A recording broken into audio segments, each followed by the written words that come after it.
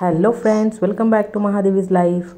तर संध्याकाळची वेळ होती आणि दूध प्यावं म्हणून मी दूध घेतलं होतं प्यायला। तर बाळ म्हणालं की मला पण दे। तर आम्ही देशी गाईचंच दूध घेतो, त्यामुळे काय हरकत होत नाही बाळाला पण द्यायला।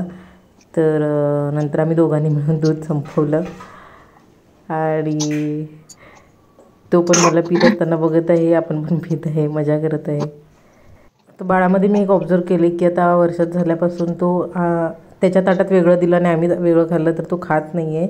आणि त्याच्यासमोर आम्ही काय खात असतो तेच त्याला हवं असतं। तिखटसुद्धा तो आम्ही तिखट भाजी करत असतो आणि त्याला साधी देतो तर तो तिखट भाजीच खायचं म्हणतो आणि खाल्ल्यानंतर मग असं खोकायला लागतो तिखट लागली म्हणून।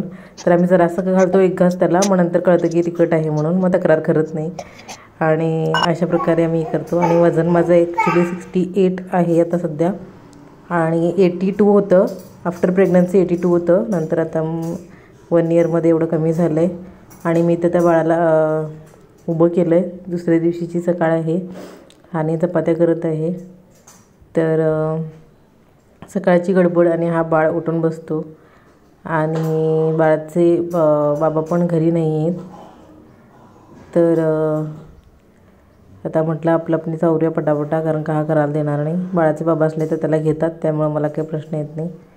आणि आता मी सगळं भाजी बनवलेली आहे, चपाती एवढं करायची आहे, तेवढं झालं की मग मी आवरणार। काल एक पार्सल आलं होतं, मागवलं होतं मी बेबी वाईप्स, तर 3 मागवले होते आणि ते आलेले आहेत।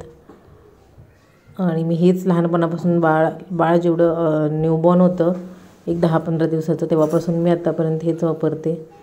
आणि ॲक्च्युली आधी मला तेवढं माहीत नव्हतं, पण मम्मी मला वापरायला देत नव्हती जास्त, हे कधी कधी वापरत होते। आता मी रेग्युलर वापरते हे, आणि चांगलं आहे, क्वालिटी मस्त आहे एकदम, काही कधी पण त्याला रॅशेस वगैरे आले नाही।